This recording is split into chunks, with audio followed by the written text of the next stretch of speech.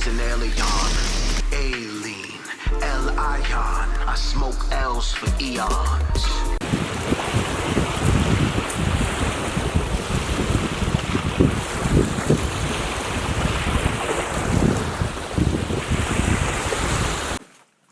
Welcome back to Eon Temple. Keep staying on tempo, keep feeling alive, keep doing your thing. It's glad to see y'all back, and this is a very special video, very unique video. It's about actually a cartoon that I used to watch back in the day. I used to watch a lot of Cartoon Network. But then I just got an epiphany out of nowhere. I was laying down, I was just thinking how this show has so much messages, hidden messages in it. Basically, it's a show, Foster's Home for Imaginary Friends. This show basically shows that this boy who dreamt up this imaginary friend named Blue, his mom pressured him because he can't keep this friend here anymore. And this friend has to basically go to a foster home, like an actual foster home, but for imaginary friends.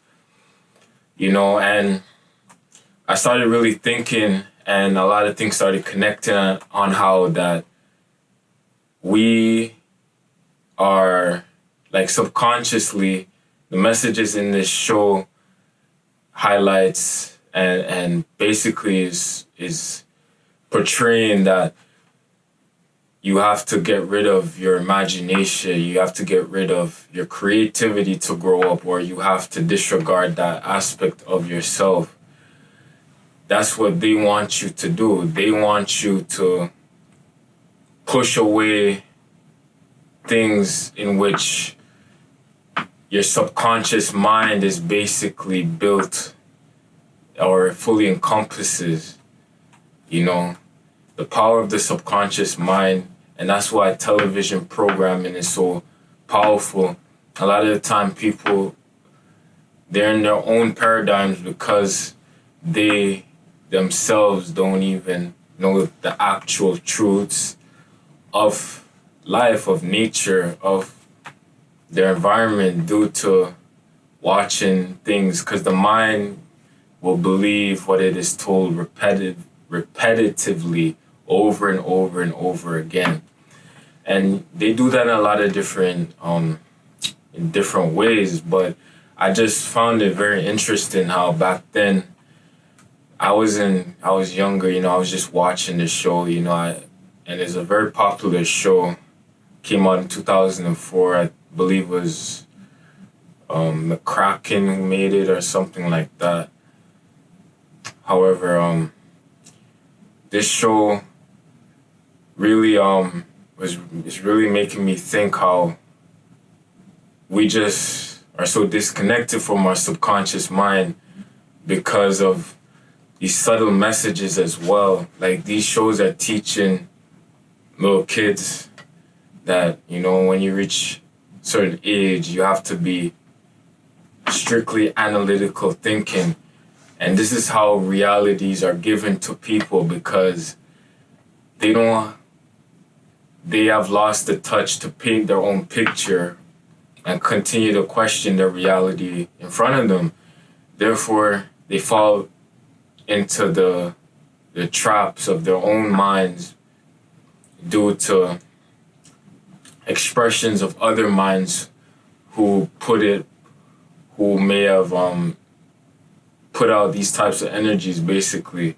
And in this show, you have a lot of scenes in which the kids or whatever who left and abandoned their imagination, that they end up having to come back and basically rekindle and adopt those imaginary friends and different ones, because it's like it's showing that you have to have that ability, that innate ability still to be able to create things. And that's what these imaginary friends really represent. Your creative ability to think outside of the box and really create your own reality and not be force-fed something, you know? And the whole thing about really thinking for yourself is a very powerful message in this. That in this show you have all different types of imaginary friends. You have one named Coco that's like a bird that doesn't even talk. You have like Eduardo, you have Blue, you have Wilt, who actually represents Will Chamberlain. He's red and he's super tall, but you could even see in all these different archetypes how Wilt himself represents a basketball player, Will Chamberlain, but in his own way represents the heights of basketball, people becoming, the best athletes. And the person who disregarded that imaginary friend, aka their dream, brought them to that foster home. Basically, that represents disconnecting from those aspirations, those goals, that creative, that heartbeat that they have for that passion as well, and them being assimilated into society and doing whatever it is as a means, just doing things just to survive, right? So basically, the whole aspect of dreaming up something and making it physical represents manifesting from the subconscious mind into the physical, into the 3D. So the whole premise of them showing this kid basically disregarding his manifestations, pushing it to giving it away to a foster home, just shows you that it just devalues the whole divinity, the whole uniqueness and sacredness, that involves the things you create in your own life, the things that are very dear to you.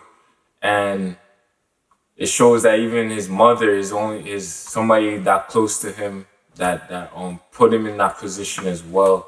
Shows how people can disregard the closest people to you. It could be your family members. You can disregard certain things, whether they relate to it, whatever the reason is. But it just really highlights how paradigm we're in, how a lot of people fall victim to their own self-limiting beliefs. So this is this is the first video I'm doing. The cartoon's Decoded. Tell me if y'all like it. Tell me if you resonated anything that I said. And if you want me to keep going, I'll keep going. I'll come up with different types, different shows. Could even be anime as well. Do a Decoded series and the relevancy in the aspect of the story and also within reality itself. So yeah, hit me with a thumbs up and likes, and yeah, stay on tempo.